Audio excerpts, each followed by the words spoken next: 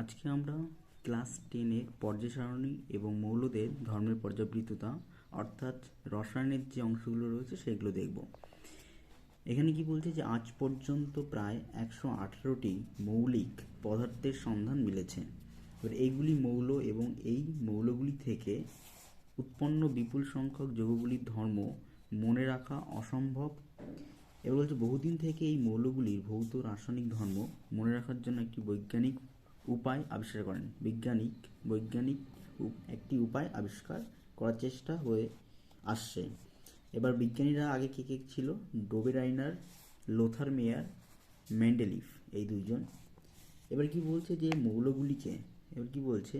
যে মৌলগুলিকে কয়েকটি শ্রেণীতে ভাগ করা যায়, যেখানে প্রতিটি শ্রেণীর মধ্যে থাকা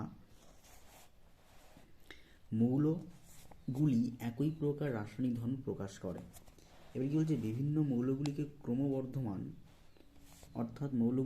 ক্রমবর্ধমান মানে পরপর বাড়বে সেই রকম পারমাণবিক গুরুত্ব, অর্থাৎ তার যে পারমাণবিক গুরুত্ব অর্থাৎ একটা ভর বোঝাচ্ছে, যে পারমাণবিক গুরুত্ব অনুসারে পরপর সাজালে মৌলগুলির ধর্ম এক মৌল থেকে অন্য মৌলে নিয়মিতভাবে পরিবর্তিত থাকে, কিন্তু একটা নির্দিষ্ট ব্যবধানের পর ধর্মগুলির আবার পুনরাবৃত্তি ঘটতে দেখা যায়।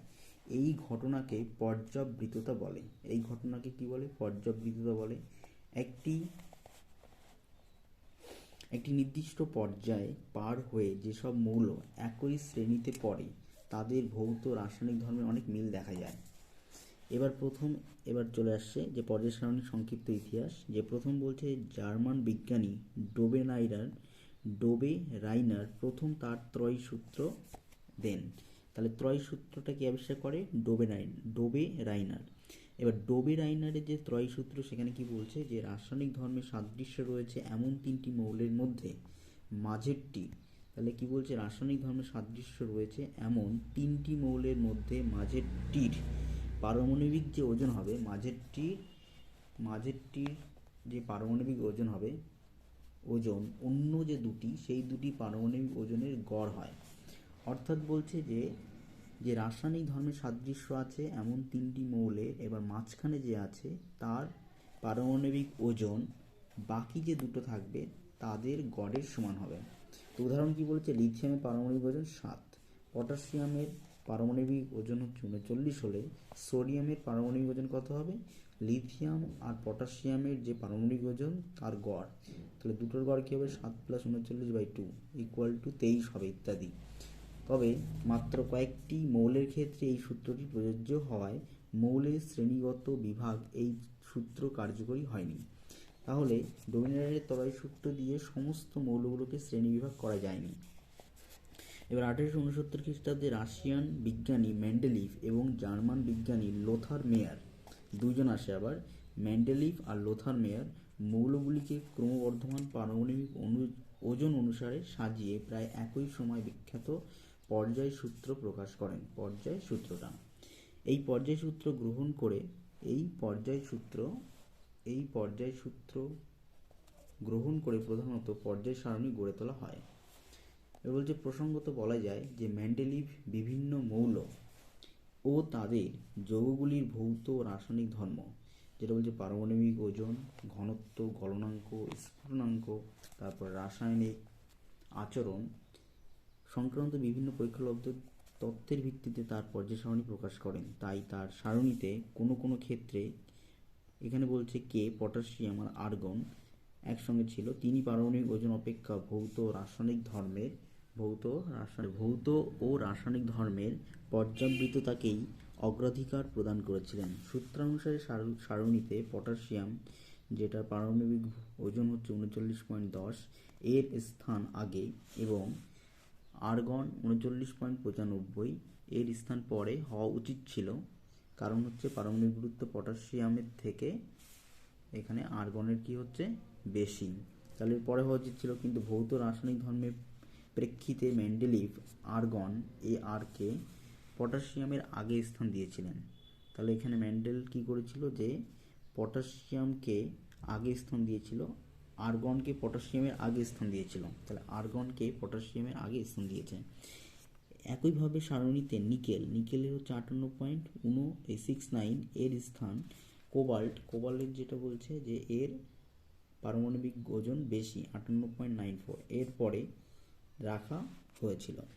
তাহলে মানে উল্টো করছে যে পারমাণবিক গুরুত্ব হিসেবে রাখেনি, এখানে মেন্ডেলিভ প্রথমত যেটা দিয়েছিল ভৌত রাসায়নিক যে ধর্ম সেটার উপর নির্ভর করে তিনি সাজিয়েছিলেন।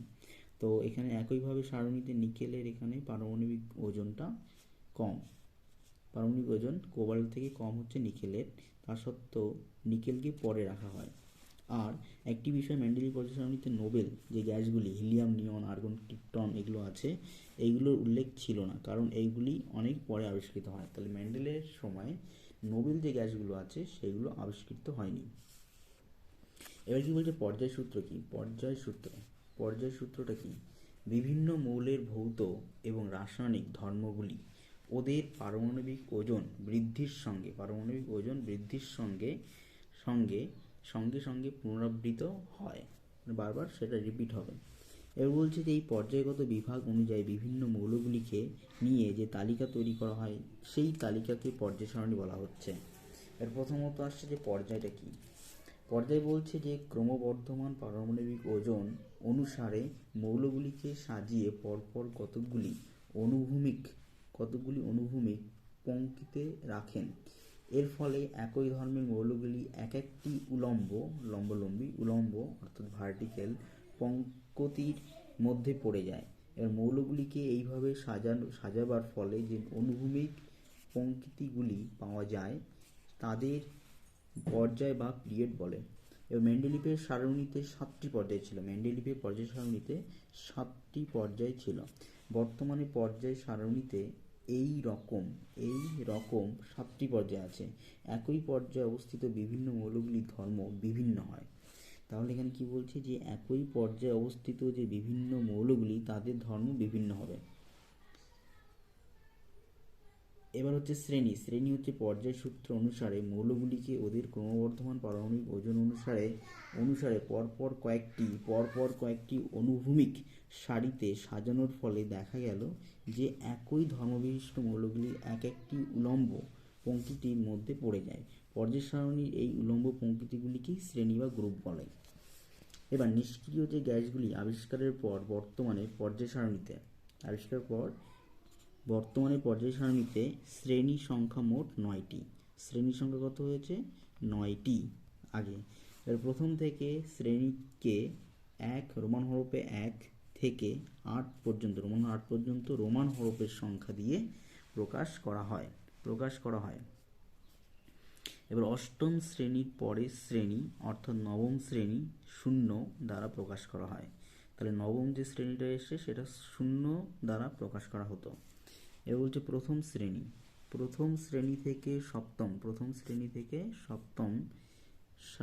শ্রেণীকে স্বাভাবিক শ্রেণী বলে, আর অষ্টম শ্রেণীকে সন্ধিগত মৌল শ্রেণী বলা হয়।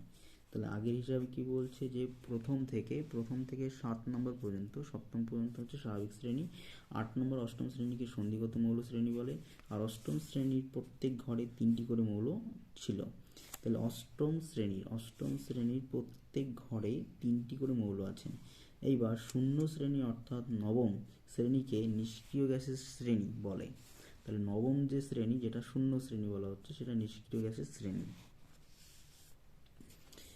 এবার এখানে বলছে যে মেন্ডেলিভের সারণীতে ছিল না, কারণ তখন কিন্তু এই যে নোবেল যে গ্যাসগুলো সেগুলো মেন্ডেলিভের পর্যায় সারণীতে ছিল না, কারণ নোবেল গ্যাসগুলো আবিষ্কৃত হয়নি। এবার মেন্ডেলিভ মৌলগুলিকে প্রধানত পারমাণবিক ওজন অনুসারে সাজিয়ে যে পর্যায় সারণী গড়ে তোলেন তা বিজ্ঞানে অন্যতম গুরুত্বপূর্ণ অবদান বলে স্বীকৃত হলেও বাস্তবে এই সারণীতে অনেক ত্রুটি পরিলক্ষিত হয়। এবার এই ছাড়া আইসোটোপ আবিষ্কারের ফলে দেখা গেল যে একই মৌলের বিভিন্ন পারমাণবিক ওজন বিশিষ্ট পরমাণু থাকতে পারে। এবার এদের স্থান পর্যায় সারণী কোথায় হবে তা সমস্যার সমাধান বিজ্ঞানী মোজেলের যে পরীক্ষার সিদ্ধান্ত থেকে লাভ করা যায়। তাহলে কি বলছে যে আইসোটোপগুলো আছে, এবার আইসোটোপগুলো কিন্তু একটা মৌলের আইসোটোপ, কিন্তু তাদের পারমাণবিক ওজন আলাদা হয়। এবার পারমাণবিক ওজন আলাদার জন্য সেগুলো কোথায় অবস্থান করবে সেটা মোজেল সমাধানটা দেয়। এইবার এখানে যে কি বলছে যে বিজ্ঞানী মোজেলের এক্স রশ্মি রেখা বর্ণালীর সঙ্গে এক্স রে টিউবের টার্গেট ধাতুর পারমাণবিক সংখ্যার সম্পর্ক পরীক্ষা দ্বারা প্রতিষ্ঠিত করেন। এবার এই সম্পর্কটিকে মোজেলের সূত্র বলা হয়। সূত্রটি কি, যে রেখা বর্ণালী, মোজেলের সূত্র এটা, মোজেলের সূত্র কি বলছে, রেখা বর্ণালীর কম্পাঙ্কের বর্গমূল। তাহলে রেখা যে বর্ণালী, যে আলোক রশ্মির যে রেখা যাবে সেই রেখার যেহেতু এখানে এক্স রশ্মি বলা হচ্ছে, তো এক্স রশ্মির রেখা বর্ণালীর কম্পাঙ্কের বর্গমূল এবং টার্গেট ধাতুর পারমাণবিক সংখ্যার লেখচিত্র একটি সরলরেখা হয়। এর মোটামুটিভাবে বর্ণালী রেখার কম্পাঙ্ক, বর্ণালী রেখার যে কম্পাঙ্ক আর টার্গেট মৌলটি পারমাণবিক সংখ্যার বর্গের সমানুপাতিক হয়। তাহলে এখানে এই যে এখানে বলছে এটা হচ্ছে মোজেলের সূত্র, যে বর্ণালী রেখার কম্পাঙ্ক, বর্ণালী রেখার যে কম্পাঙ্ক সেটা টার্গেট যে মৌলটি, টার্গেট মৌলটি পারমাণবিক সংখ্যার বর্গের সমানুপাতিক হয়। তাহলে টার্গেট যে মৌলটা রয়েছে তার পারমাণবিক, যে টার্গেট মৌলটা রয়েছে তার পারমাণবিক সংখ্যার বর্গের সমানুপাতিক হয়। এরপর কি বলছে, যে সংখ্যা অর্থাৎ নিউক্লিয়াস প্রোটনের সংখ্যা দ্বারাই মৌলের প্রকৃত ধর্ম নির্ণীত হয়। তাহলে কি বলছে, যে কোনো একটা মৌলের নিউক্লিয়াসে যে প্রোটন সংখ্যা থাকে সেটা দ্বারাই মৌলের প্রকৃত ধর্ম প্রকাশ পায় বা নির্ণয় করা হয়। তাহলে যে যে মৌলটা নিচ্ছি বা তার যে পরমাণু, তার যে নিউক্লিয়াসে যে প্রোটন রয়েছে তার সংখ্যা দ্বারাই মৌলের প্রকৃত ধর্ম নির্ণীত হয়। তাই কোনো মৌলের পারমাণবিক সংখ্যায় পর্যায় সারণীতে মৌলটির ক্রমিক সংখ্যা হওয়া উচিত। তাহলে যে মৌলের যে পারমাণবিক সংখ্যা সেটাই পর্যায় সারণীতে মৌলটির ক্রমিক সংখ্যা হওয়া উচিত। যে মৌলের পারমাণবিক সংখ্যা যা সেটাই তার নাম্বার হবে। এবার পারমাণবিক সংখ্যা হ্রাস বা বৃদ্ধি হলে নতুন মৌল গঠিত হয়। তাহলে পারমাণবিক সংখ্যা যদি হ্রাস বা বৃদ্ধি হয় তাহলে নতুন মৌল গঠিত হয়। সেই জন্য বর্তমানে পারমাণবিক ওজনের পরিবর্তে পারমাণবিক সংখ্যা অনুসারে পর্যায় সারণী সাজানো হয়। এর মৌলের রাসায়নিক ধর্ম ও বৈশিষ্ট্য নির্ভর করে মৌলটি পারমাণবিক সংখ্যার ওপর, পারমাণবিক ওজনের ওপর নয়। তাহলে মৌলের রাসায়নিক ধর্ম ও বৈশিষ্ট্য নির্ভর করে মৌলটির পারমাণবিক সংখ্যার ওপর, পারমাণবিক ওজনের উপর নয়। তাই আধুনিক পর্যায় সূত্রটি কি বলছে, এবার এটা হচ্ছে আধুনিক পর্যায় সূত্র, এটা হলো আধুনিক পর্যায় সূত্র। বিভিন্ন মৌলের ভৌত ও রাসায়নিক ধর্মগুলি তাদের পারমাণবিক সংখ্যা বৃদ্ধির সঙ্গে সঙ্গে পর্যায়ক্রমে পুনরাবৃত্ত হয়। এবার কোনো মৌলের পারমাণবিক সংখ্যা বলতে পরমাণুর নিউক্লিয়াসে থাকা প্রোটন সংখ্যা ইকুয়াল টু পরমাণুর ইলেকট্রন সংখ্যা বোঝায়। অর্থাৎ কেন্দ্রে যেটা নিউক্লিয়াস রয়েছে সেই নিউক্লিয়াসের ভিতর থাকে প্রোটন সংখ্যা, আর সেই প্রোটন সংখ্যাই হয় কি ইলেকট্রন সংখ্যার সমান। তো এই যে সংখ্যা এটাই বলতে বোঝাচ্ছে যে পারমাণবিক সংখ্যা। তাহলে কোনো মৌলের পারমাণবিক সংখ্যা কি, যে সেই মৌলের নিউক্লিয়াসের ভিতর যে প্রোটন রয়েছে সেই প্রোটন সংখ্যা ইকুয়াল টু ইলেকট্রন সংখ্যা সেটা। এবার কি বলছে, যে প্রথমত পর্যায় কি বলছে, ক্রমবর্ধমান পারমাণবিক সংখ্যা অনুসারে মৌলগুলিকে সাজালে যে অনুভূমিক পংক্তিগুলি পাওয়া যায় সেইগুলি পর্যায় বা পিরিয়ড বলে। তাহলে পর্যায় বা পিরিয়ড হচ্ছে যেগুলো আমরা অনুভূমিকভাবে পাবো, এইভাবে যেমন হচ্ছে এখানে সাজিয়েছে। তো পর্যায় হচ্ছে যে এখান থেকে বাঁ দিক থেকে ডান দিকে গেলে যেটা হবে পর্যায়, আর উপর থেকে নিচে নামলে যেটা আসছে সেটা হচ্ছে শ্রেণী। এবার এখানে 7টা পর্যায় আছে, প্রথম, দ্বিতীয়, তৃতীয়, চতুর্থ, পঞ্চম, ষষ্ঠ, সপ্তম। এবার প্রথম যে পর্যায় সেটাকে বলা হচ্ছে অতি হ্রস্ব, খুব ছোট। তারপর দ্বিতীয়টাকে বলছে প্রথম হ্রস্ব, তৃতীয়টাকে বলছে যে দ্বিতীয় হ্রস্ব, আর চতুর্থটাকে বলছে প্রথম দীর্ঘ। তাহলে ছোট কোন পর্যন্ত আছে, 3 পর্যন্ত আছে। চতুর্থ হচ্ছে প্রথম দীর্ঘ, পঞ্চম হচ্ছে দ্বিতীয় দীর্ঘ, ষষ্ঠ হচ্ছে প্রথম অতি দীর্ঘ, আর সপ্তম হচ্ছে দ্বিতীয় অতি দীর্ঘ যেটা অসম্পূর্ণ। এবার মৌলের সংখ্যা প্রথম পর্যায়ে ছিল 2টো, তারপরে 8, তারপরটা 8, তারপরে 18, তারপরে 32। এবার সপ্তমে যেটা রয়েছে, সপ্তম যেটা অতি দীর্ঘ, সপ্তম যেটা দ্বিতীয় অতি দীর্ঘ যেটা অসম্পূর্ণ ছিল, কারণ এখানে বর্তমানে 29টি মৌল রয়েছে। তো এখানে যে দুটোর ভিতরে রয়েছে হাইড্রোজেন আর হিলিয়াম, মানে হাইড্রোজেন থেকে হিলিয়াম, আর 8টা রয়েছে লিথিয়াম থেকে নিয়ে নিয়ন পর্যন্ত, আর এখানে তৃতীয় পর্যায়ে যে 8টা রয়েছে সোডিয়াম থেকে আর্গন, 18 যেটা রয়েছে পটাশিয়াম থেকে, এটা হচ্ছে ক্রিপ্টন। তারপর 18 এই যে পরের যে 18 সেটা হচ্ছে রুবিডিয়াম থেকে জেনন।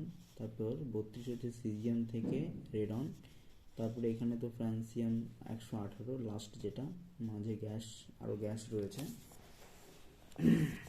এবার এখানে কি বলছে, প্রথম পর্যায়ে দুটি মৌল রয়েছে কারণ পরমাণুর প্রথম কক্ষে কে কক্ষ সর্বোচ্চ 2টি ইলেকট্রন থাকতে পারে।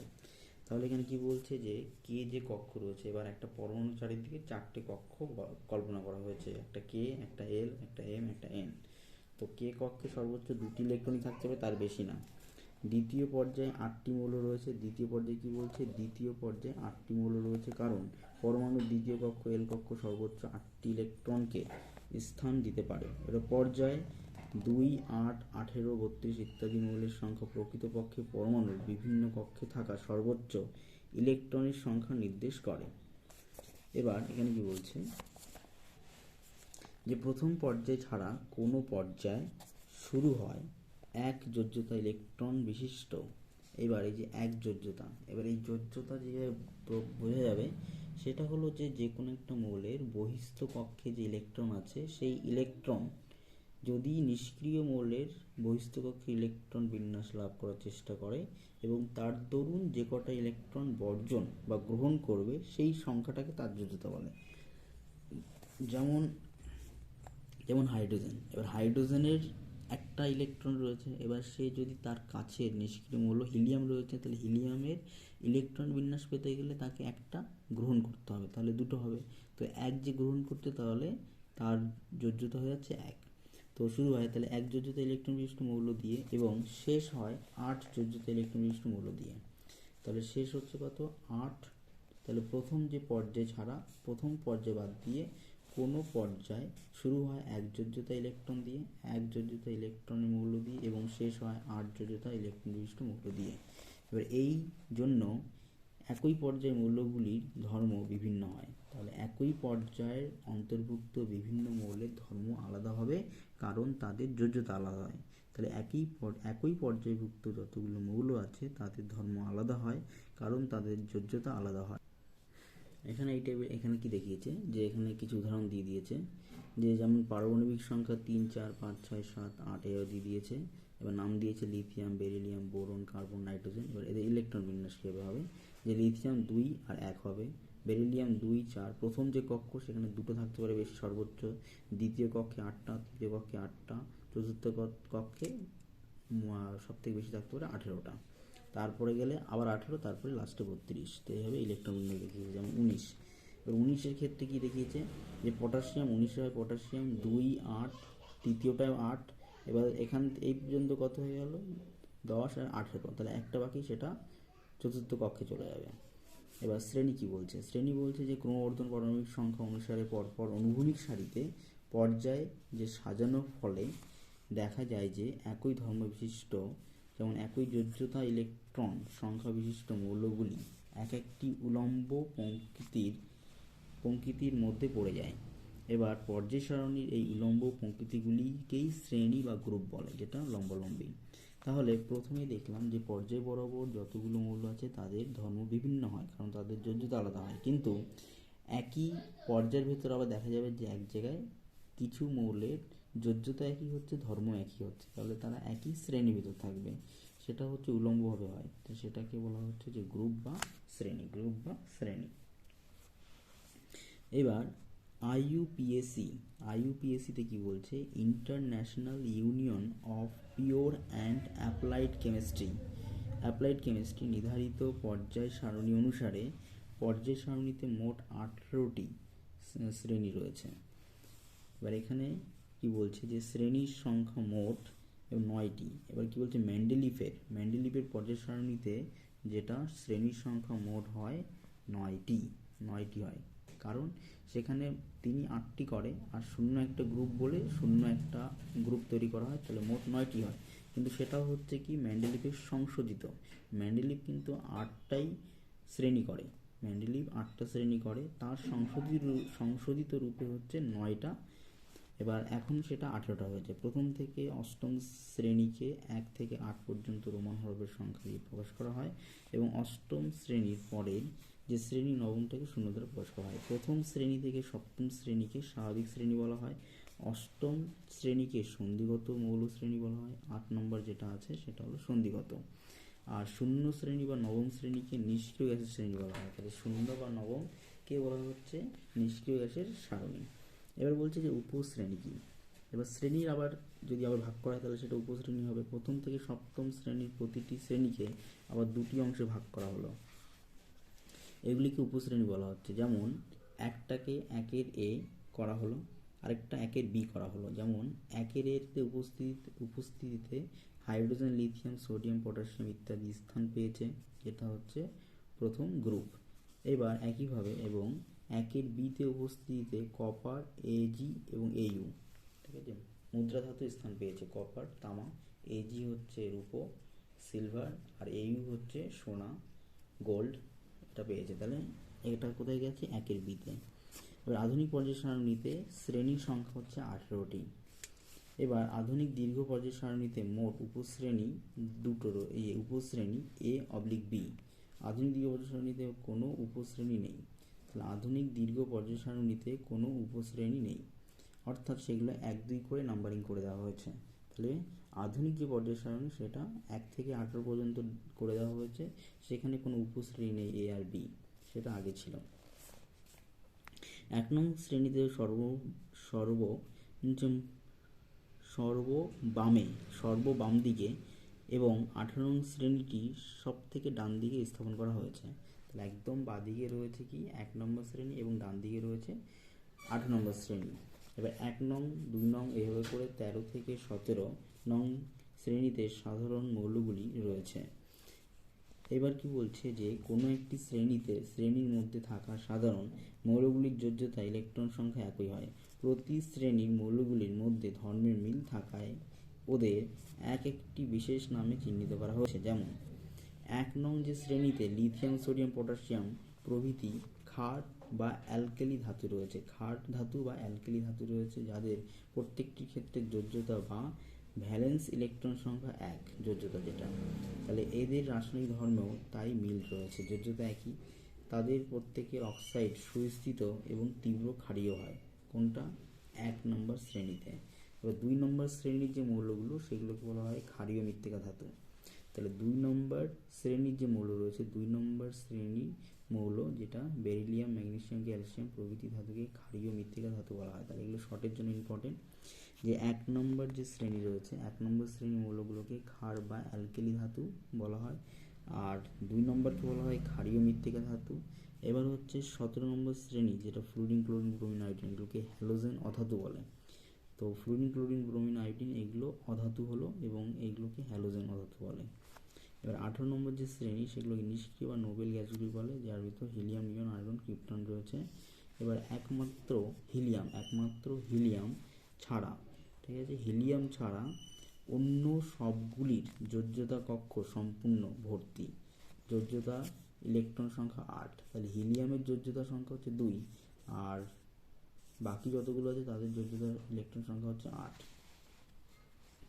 এবার বলছে 3 নং শ্রেণী থেকে 12 নং শ্রেণীতে থাকা মৌলগুলিকে বলে সন্ধিগত মৌল। তাহলে কি বলছে যে 3 নং থেকে 12 পর্যন্ত, 3 নং শ্রেণী থেকে 12 নং শ্রেণীর সমস্ত যে মৌলগুলো সেগুলোকে সন্ধিগত মৌল বলা হচ্ছে। এবার কি বলছে যে সপ্তম যে পর্যায়টি সেটা সব থেকে দীর্ঘ।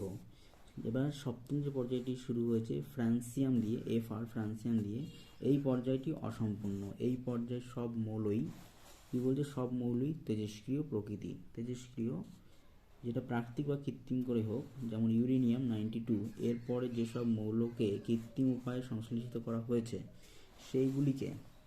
সেইগুলিকে ইউরিয়াম উত্তর, মানে ইউরিয়ামের মতোই করে নেওয়া হয়েছে, তো ইউরিয়াম উত্তর মৌল বলা হয়। কাদের? যে 92 পারমাণবিক বা পরমাণু সংখ্যা বিশিষ্ট যে মৌলের পরেরগুলো কৃত্রিমভাবে তৈরি হয়েছে তাদেরকে বলা হচ্ছে ইউরেনিয়াম উত্তর মৌল। কয়েকটি ইউরেনিয়াম উত্তর মৌল হলো নেপচুনিয়াম, উদাহরণকে একটা মনে রাখতে হবে যে নেপচুনিয়াম, একটা হচ্ছে নেপচুনিয়াম, ইউরেনিয়াম উত্তম মৌলের উদাহরণ নেপচুনিয়াম, তারপরে হচ্ছে প্লুটোনিয়াম, তারপর আইনস্টেনিয়াম অ্যান্ড মেন্ডেলিভিয়াম ইত্যাদি। এবার পর্যায় সারণী মৌলগুলি দীর্ঘ পর্যায় সারণী, প্রতিটি মৌলের পারমাণবিক সংখ্যা এখানে উপরে দেওয়া হয়েছে। এবার এখানে দেখিয়ে দিয়েছে পর্যায় সারণীটা কেমন হচ্ছে, যেমন এখানে পর্যায় 1 2 3 4 করে 7 পর্যন্ত। এবার এখানে এই যে 1 নম্বর যেটা রয়েছে, 1 নম্বর আর 2 নম্বর, এই যে এগুলো হচ্ছে কি, যে এখানে যে ক্ষার ধাতু এটা ক্ষারীয় মৃত্তিকা ধাতু, এবং এইগুলো হচ্ছে হালকা ধাতু 1 নম্বর আর 2 নম্বর গ্রুপ। আর এই যে মিডিলে যেটা রয়েছে এই যে 3 থেকে নিয়ে 12 পর্যন্ত, এগুলো ভারী ধাতু, যেগুলোকে সন্ধিগত মৌল বলা হয়, সন্ধিগত মৌল বলা হয়। তাহলে এগুলো হচ্ছে ভারী ধাতু। এবার ভারী ধাতু হচ্ছে 3 থেকে 12 নম্বর পর্যন্ত, এগুলোকে সন্ধিগত মৌল বলা হয়। এরপরে যেটা রয়েছে 13 থেকে নিয়ে 17 পর্যন্ত হচ্ছে অধাতু, এগুলো হচ্ছে অধাতু। এবার 17 নম্বরকে হ্যালোজেন বলে। এবার এখানে যে 16 নম্বর রয়েছে সেগুলোকে চ্যালকোজেন মৌল বলা হয়, আর 15 নম্বরকে ন্যাক্টোজেন মৌল বলা হয়। আর 18 নম্বর যেগুলো নিষ্ক্রিয় গ্যাস বা শূন্যযোজী মৌল, এগুলোর যোজ্যতা সব শূন্য। এবার এখান থেকে যোজ্যতা, যে যোজ্যতা এই যে 17 নম্বর যোজ্যতা 1 হচ্ছে, 16 নম্বর যোজ্যতা 2, এবং নাইট্রোজেন যে পরিবারটা রয়েছে যেটা হচ্ছে নিক্টোজেন, এর যোজ্যতা হচ্ছে 3। এবার এখানে ইম্পর্টেন্ট যে এখানে বলছে যে এই যে ল্যান্থানাইড সারণী, এবার 7 নম্বর পর্যায়ের ভিতরে এই দুটো রয়েছে, ল্যান্থানাইড আর অ্যাক্টিনাইড সারণী। এবার বলছে 6 নম্বর পর্যায়ে রয়েছে ল্যান্থানাইড সারণী, আর 7 নম্বর পর্যায়ে রয়েছে অ্যাক্টিনাইড সারণী। তো এগুলো হচ্ছে ল্যান্থানাইড সারণী আর অ্যাক্টিনাইড সারণী, দুটোতেই 14টা করে মৌল রয়েছে আরও। তো 6 নম্বরে যেটা বলছে এই যে 57, এবার 57 নম্বরে রয়েছে ল্যান্থানাম, 57 নম্বর হচ্ছে ল্যান্থানাম। এবার ল্যান্থানাম জন্য এই যে এর পরে যে মৌলগুলো, এবার ল্যান্থানাইড সারণী 57, এর জন্য ল্যান্থানাইড সারণী হয়েছে। একইভাবে এখানে 89তে যে মৌলটা রয়েছে তার নাম হচ্ছে অ্যাক্টিনয়েড। অ্যাক্টিনয়েডের জন্য এটা পুরো সারণীটাকে অ্যাক্টিনাইড সারণী বলা হচ্ছে এরপরের থেকে। তাই এখান থেকে আলাদা করে দুটো করা হয়েছে, মানে এই যে এর ভিতরে, মানে ঠিক পর্যায় সারণীর এই 6 নম্বর পর্যায় সারণী 3 নম্বর গ্রুপে এতগুলো মৌলের ধর্ম একই রকম। তার জন্য এবার একটা বক্সে, মানে এই একটা ঘরের ভিতর তো এত 14টা মৌল রাখা যাবে না, তার জন্য এগুলোকে আলাদা করে রাখা হয়েছে। যে ল্যান্থানাইড সারণী সেখানে 14টা রয়েছে, কিন্তু এই 14টাই কিন্তু এর ভিতরে রয়েছে, মানে এখানে রয়েছে, মানে পর্যায় সারণীর 6 নম্বর পর্যায় সারণী 3 নম্বর গ্রুপে। একইভাবে অ্যাক্টিনয়েড কোথায় রয়েছে 7 নম্বর পর্যায়ের 3 নম্বর গ্রুপে।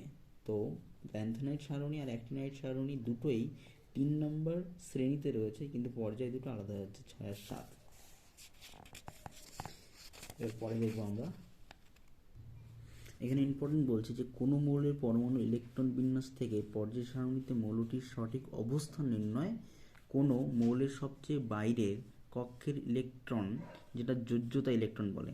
তাহলে কি বলছে যে কোনো মৌলের সবচেয়ে বাইরের কক্ষে যে ইলেকট্রন বিন্যাসের সঙ্গে মৌলটির স্থান তুলনা করতে দেখা যায়। প্রথমে কি বলছে এক দাগে, যে মৌলটির পরমাণুর সবচেয়ে বাইরের মুখ্য কক্ষ সংখ্যা যেটা হচ্ছে n, টোটাল যেটা মৌলটির পরমাণুর সবচেয়ে বাইরের মুখ্য কক্ষ সংখ্যা যেটা n হচ্ছে পর্যায় সারণীতে n = পর্যায় সারণীতে মৌলটি যে পর্যায়ে অবস্থান করে তার সংখ্যা নির্দেশ করে। তার মানে কি বলছে যে আমরা যখন ইলেকট্রন বিন্যাস করব, এবার সব থেকে লাস্ট যে কক্ষে সেখানে n এর মান যেটা আসবে, অর্থাৎ আমরা করছি যে 2 3 4, এবার লাস্টে যেটা আসবে, এবার লাস্টে যে ইলেকট্রন সংখ্যা আসবে সেটাই বোঝাবে সে কত নম্বর পর্যায়ে অবস্থান করছে। তারপর অর্থাৎ সব থেকে বাইরের কক্ষের সংখ্যা n = পর্যায় সংখ্যা।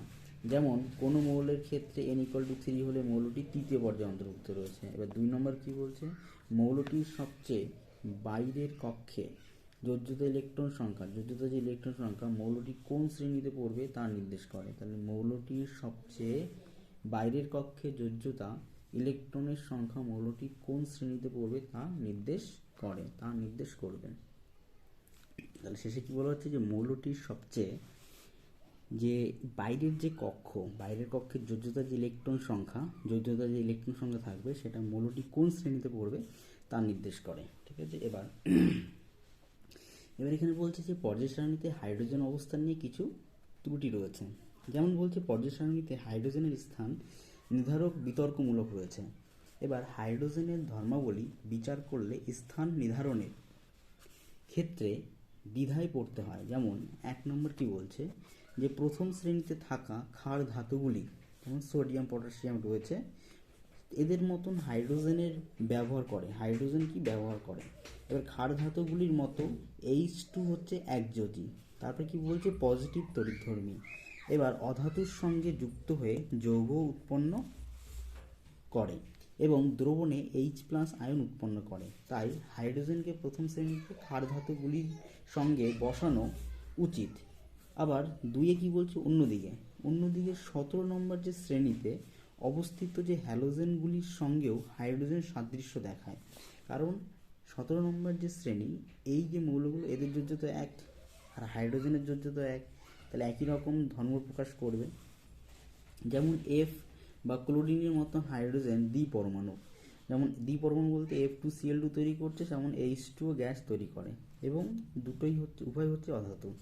এবার ধাতব হ্যালাইড ধরি NaCl এর মতো ধাতুর সঙ্গে হাইড্রাইড NaH উৎপন্ন করে। এবার হ্যালাইড যেমন আয়নিত হলে অ্যানায়ন অর্থাৎ নেগেটিভ আয়ন উৎপন্ন করে, সেই রকম হাইড্রাইড যৌগ আয়নিত হয়ে H- আয়ন বা অ্যানায়ন দেয়। এইসব কারণে হাইড্রোজেনকে হ্যালোজেন শ্রেণীর 17 নম্বর শ্রেণীতে স্থান দেওয়া উচিত, কিন্তু সেখানে দেওয়া হয়নি। এবার হাইড্রোজেনের এই দ্বৈত আচরণের জন্য একে দুষ্টু মৌল বলে চিহ্নিত করা হয়।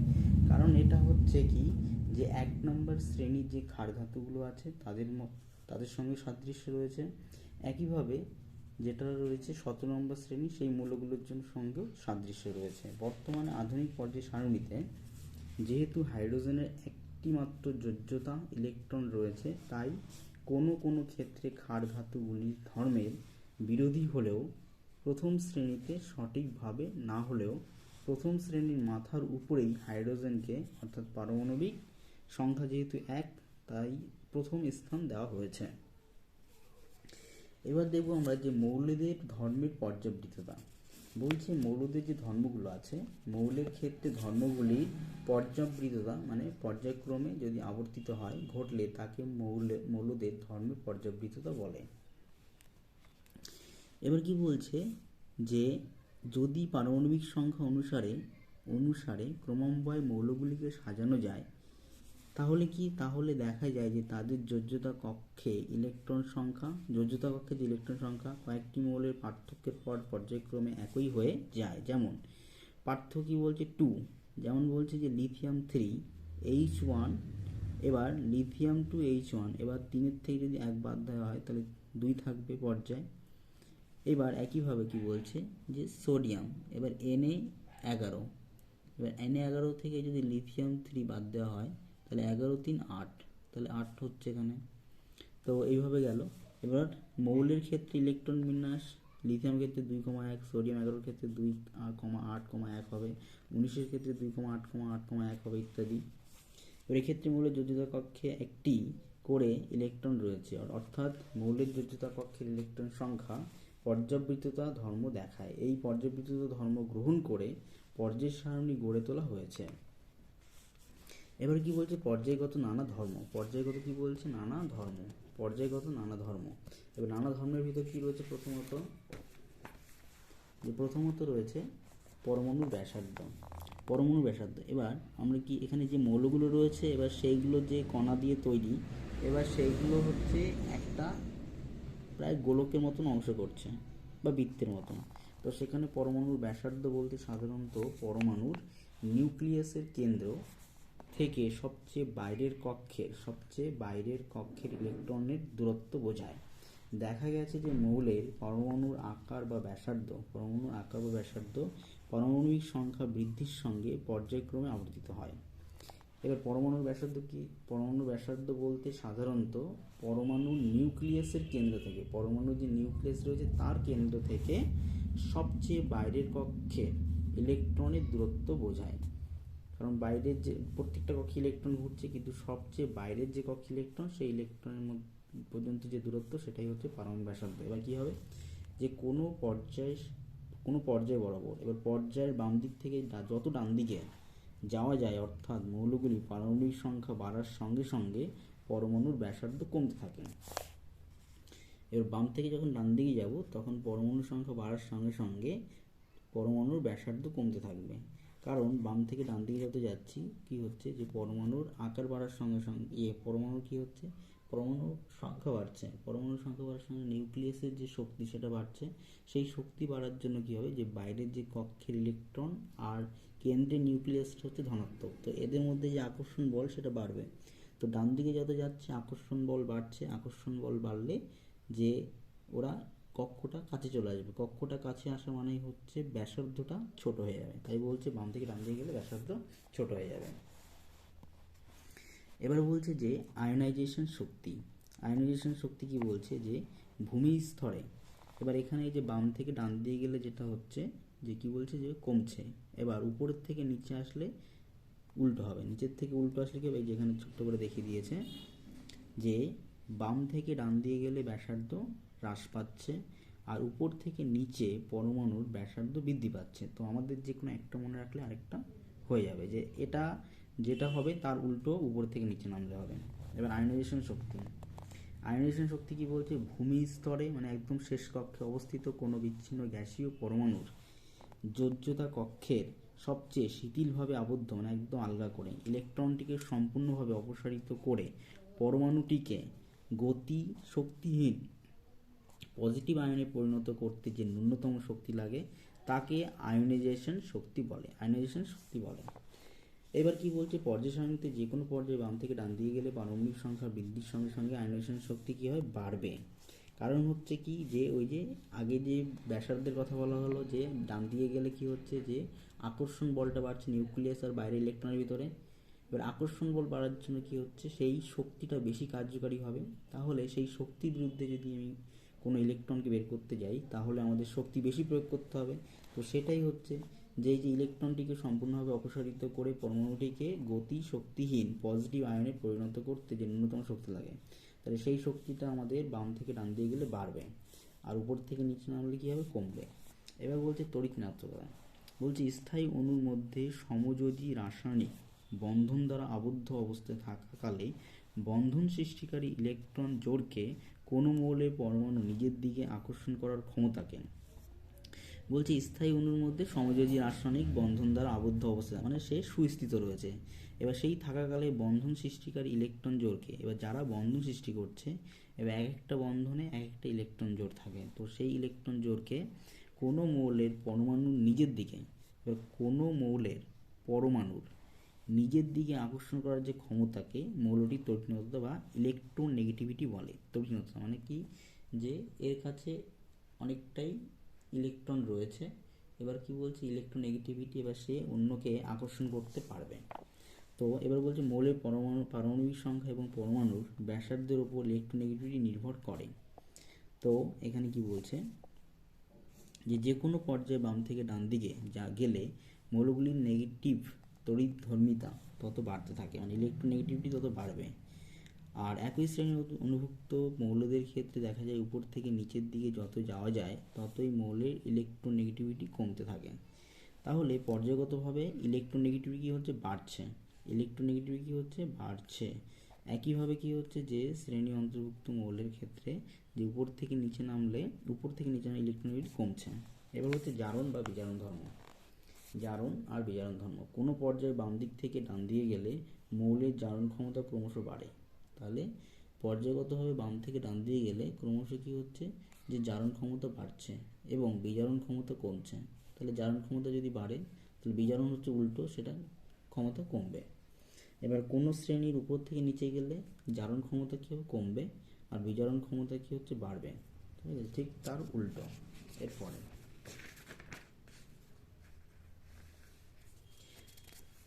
এরপরে লাস্টে যেটা বলছে এখানে, যে কক্ষ সংখ্যা। এবার শ্রেণী বরাবর আর পর্যায় সারণীতে শ্রেণী বরাবর উপর থেকে নিচের দিকে গেলে কক্ষ সংখ্যা বৃদ্ধি পাবে। যেমন বলছে এখানে যে মৌলিক পদার্থের নাম হাইড্রোজেন, লিথিয়াম, সোডিয়াম, পটাশিয়াম, এবার পারমাণবিক সংখ্যা এত এত এত এত। কক্ষ সংখ্যা কী হচ্ছে এখানে, যে কক্ষ সংখ্যা হচ্ছে যত পরমাণু ক্রমাঙ্ক বাড়ছে কক্ষ সংখ্যা কিন্তু বাড়ছে এম পর্যন্ত। এখানে প্রথমটার ক্ষেত্রে এলও নেই, এমও নেই, এনও নেই। দ্বিতীয়টার ক্ষেত্রে দুটো আছে, কে আর এল। তৃতীয়টার ক্ষেত্রে কে এল এম পর্যন্ত হয়েছে, আর লাস্টটার ক্ষেত্রে কে এল এম 4টে এসছে। ঠিক আছে, এবার এইভাবে ইলেকট্রন বিন্যাস। তাহলে এখানে আমাদের মেন এই যে 4টে ধর্ম সেটা আমাদের দেখতে হবে। কী কী? প্রথমত হচ্ছে পরমাণুর ব্যাসার্ধ। পরমাণুর ব্যাসার্ধ কি বলছে যে পরমাণুর ব্যাসার্ধ বলতে সাধারণত পরমাণুর নিউক্লিয়াসের কেন্দ্র থেকে সবচেয়ে বাইরের যে কক্ষ রয়েছে তার ইলেকট্রনের মধ্যে দূরত্ব। এবার পরমাণু ব্যাসার্ধ বাম থেকে ডান দিকে গেলে কি হচ্ছে? কমছে। আর উপর থেকে নিচে গ্রুপ বরাবর নামলে ঠিক তার উল্টো হবে। আয়নাইজেশন শক্তি হচ্ছে যে কোনো একটা মৌলের সবচেয়ে বাইরের যে কক্ষের ইলেকট্রন রয়েছে সেখান থেকে একটা ইলেকট্রন মুক্ত করতে যে ন্যূনতম শক্তি লাগবে, ঠিক আছে, সেটাই হচ্ছে আয়নাইজেশন শক্তি। এবার সেটা বাম থেকে ডান দিকে গেলে কী হবে? বাড়বে। এবার উপর থেকে নিচে নামলে কমবে। তড়িৎ কি বলছে যে একটা যে সমযোজী যে যৌগ রয়েছে তার যে বন্ধন সৃষ্টিকারী যে ইলেকট্রন জোড় কোনো মৌলের পরমাণু নিজের দিকে যে আকর্ষণ করার যে ক্ষমতা তাকে মৌলটি তড়িৎ বলছে। তো তড়িৎ কি বলছে যে বাম থেকে ডান দিয়ে গেলে তড়িৎ কি হবে? বাড়বে। তড়িৎ কি হবে? বাড়বে, কিন্তু উপর থেকে নিচে নামলে কমবে। আর জারণ বিজারণ কি বলছে? কোন পর্যায়ে বাম থেকে ডান দিয়ে গেলে মৌলের জারণ ক্ষমতা কি হয়? বাড়ে, আর বিজারণ ক্ষমতা হ্রাস পায়। ঠিক আছে, তো এইটুক অবশ্যই তোমরা হয়তো বুঝতে পেরেছো। যদি বুঝতে অসুবিধা হয় তাহলে আবার এটা রিপিট করলে অবশ্যই বুঝতে পারবে। ঠিক আছে, আর পরের আরও ভিডিও পাওয়ার জন্য চ্যানেলটিকে সাবস্ক্রাইব অ্যান্ড অন্যদের সাহায্যের জন্য অবশ্যই এটা শেয়ার করো।